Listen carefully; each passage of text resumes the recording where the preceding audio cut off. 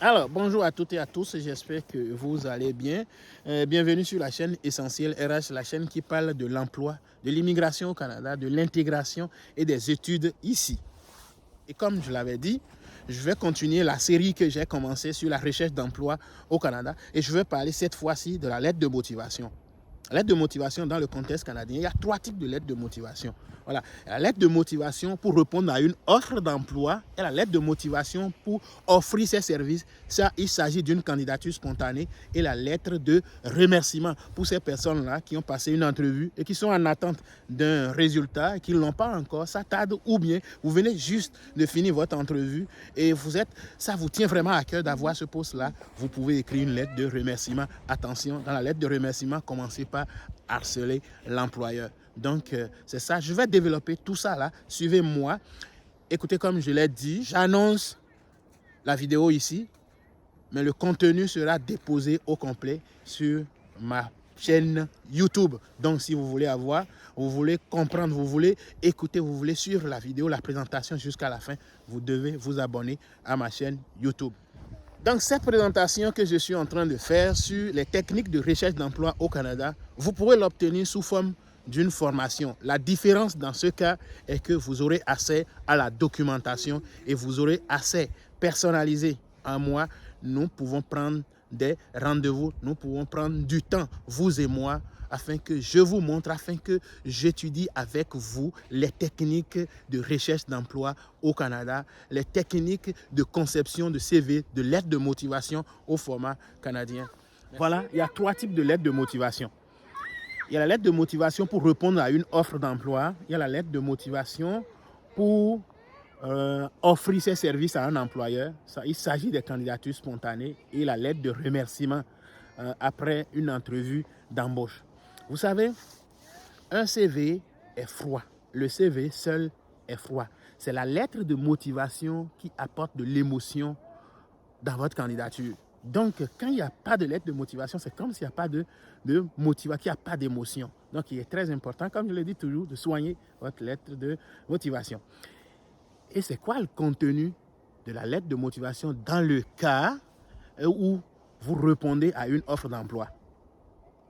Si vous répondez à une offre d'emploi, ça veut dire que la lettre de motivation, vous devez l'écrire en fonction de l'offre d'emploi. Donc, c'est très simple. Voyez-vous? Donc, comment il faut lire une offre d'emploi? Quand vous regardez sur une offre d'emploi, vous allez voir d'abord en commençant le titre d'emploi, le poste pour lequel l'employeur est en train de chercher un candidat. Ça, c'est très important. Ça qui va vous permettre de savoir est-ce que vous pouvez postuler pour cet emploi. Voyez-vous? Donc, après le poste, vous allez voir le salaire, les conditions, les exigences, les compétences que l'employeur a besoin, dont l'employeur a besoin. Et là, le nombre d'années d'expérience aussi, il peut y avoir des conditions spécifiques. Vous regardez à tout ça là. Et c'est l'ensemble de ces informations qui vous permet de savoir si vous pouvez postuler pour cet emploi ou non. Est-ce que vous pouvez quand même postuler si vous n'avez pas toutes les exigences de l'employeur? Je dis oui, vous pouvez postuler. Vous pouvez postuler parce que il peut y avoir d'autres connaissances, d'autres expériences que vous pouvez mettre en perspective, que vous pouvez mettre en valeur, qui ne sont pas nécessairement demandées par l'employeur, mais qui sont utiles pour ce poste-là que vous visez. Voyez-vous? Donc, ce n'est pas forcément parce que vous n'avez pas les compétences exactement que l'employeur demande que vous ne pouvez pas postuler pour une offre d'emploi qui vous intéresse. Mais attention, sur certains points, il ne sera pas possible de postuler. Admettons que vous êtes un informaticien, on demande un poste, on demande une infirmière, vous ne pouvez pas postuler parce que vous n'avez pas les diplômes d'infirmier. Voyez-vous, donc c'est un peu comme ça. Mais dans certains cas, je donne un exemple simple. On demande 5 années d'expérience. Vous avez 3 ans d'expérience. Mais vous avez d'autres compétences ou d'autres expériences qui peuvent équivaloir aux 2 ans d'expérience que vous n'avez pas. Mais vous pouvez postuler quand même, voyez-vous. Donc, c'est ça. Donc, en gros, si vous voulez répondre à une offre d'emploi, généralement, la lettre va comporter 4 paragraphes. 4 paragraphes. Et ces paragraphes parlent de quoi? D'abord, dans un premier temps, sur la lettre, vous mettez la date, les informations de l'employeur, la personne à laquelle la lettre s'adresse. C'est cette personne qui va s'occuper de dépouiller votre candidature, qui va vous rencontrer probablement le jour de l'entrevue, si vous êtes sélectionné pour l'entrevue. Et après ça, dans le premier paragraphe, vous mentionnez rapidement votre intention pour le poste. Dans le deuxième paragraphe, qui se décline en 3 étapes. D'abord, dans un premier temps, vous montrez vos compétences, vous exhibez vos compétences qui sont en rapport avec le poste qui est affiché. Et deuxième étape, vous parlez aussi des compétences qui ne sont pas demandées, mais qui peuvent vous aider pour ce poste-là, dont on peut avoir besoin pour ce poste-là.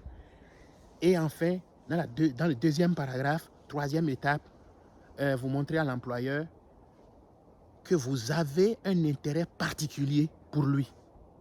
Vous descendez de là, vous allez au troisième paragraphe, vous dites à l'employeur, vous lui montrez simplement que vous êtes intéressé à le rencontrer pour une entrevue d'embauche.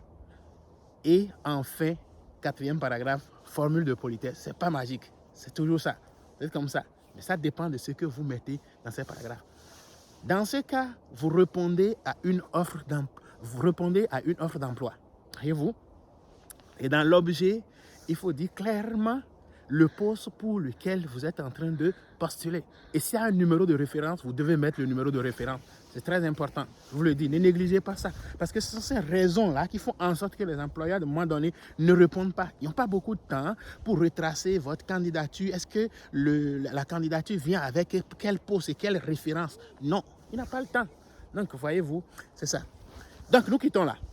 On s'en va vers une offre de service. Et d'ailleurs, ma prochaine vidéo, ça va se porter sur les types d'employeurs qu'on peut viser dans le cas d'une offre de service. Une offre de service, ça veut dire que vous regardez, vous étudiez l'employeur et vous pensez que l'employeur peut avoir besoin de quelqu'un comme vous. C'est un employeur qui travaille dans le domaine de vos champs d'expertise.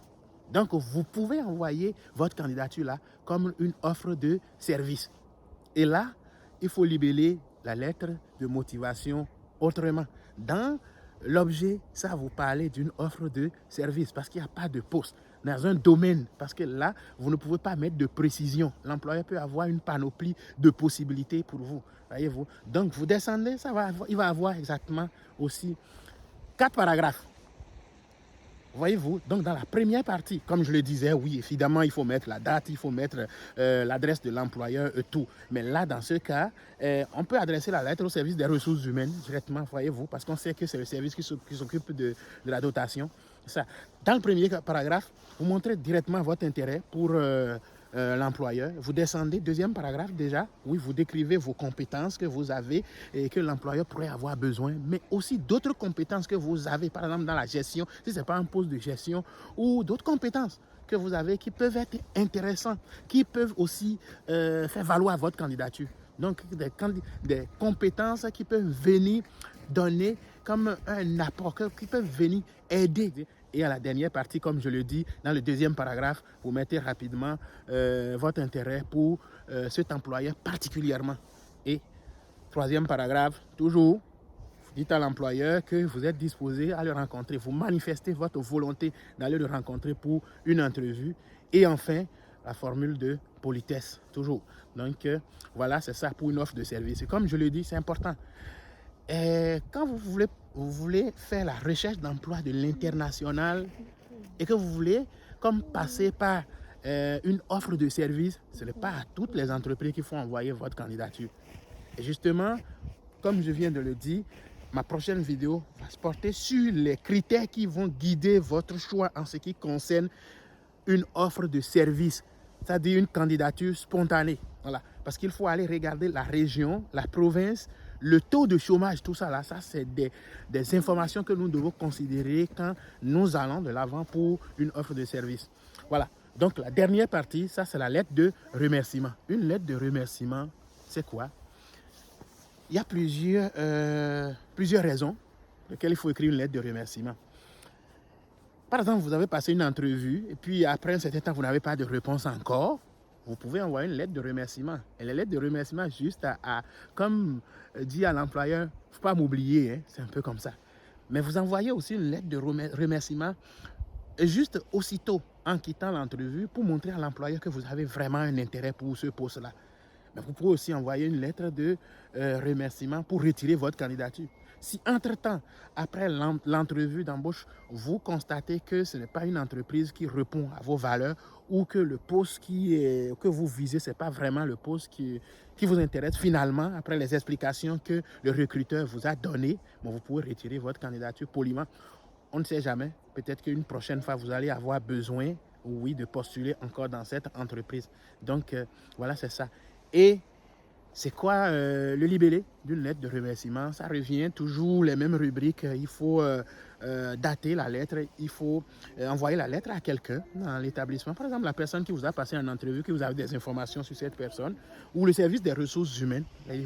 Donc, c'est ça.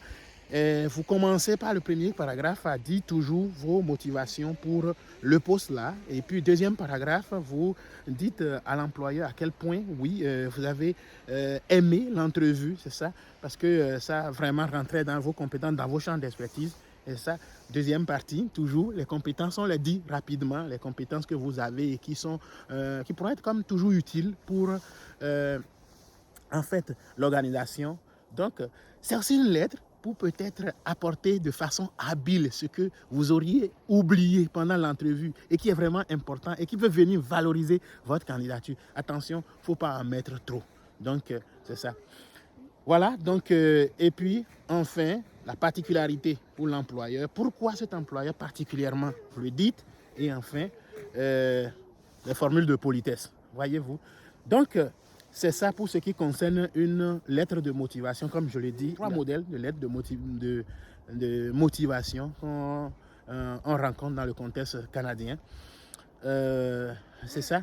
Comme je vous l'ai dit au début, en fait, ces vidéos que je suis en train de publier, c'est ça, je les laisse open source, gratuitement. Mais si vous voulez avoir de la documentation, vous voulez que de façon personnalisée, je vous forme sur comment concevoir une lettre de motivation, une candidature au format canadien, là, ça va être une formation à part. Donc, et elle sera payante, évidemment. Voilà. Ce sera tout pour cette présentation. Si elle vous a fait du bien, je vous invite à l'aimer, à la partager. Abonnez-vous à ma chaîne YouTube si vous ne l'avez pas encore fait. Et comme je le disais, le contenu complet sera déposé sur ma chaîne YouTube et non pas sur Facebook. Et n'oubliez jamais d'activer la cloche de notification pour ne rien manquer. Merci et à bientôt.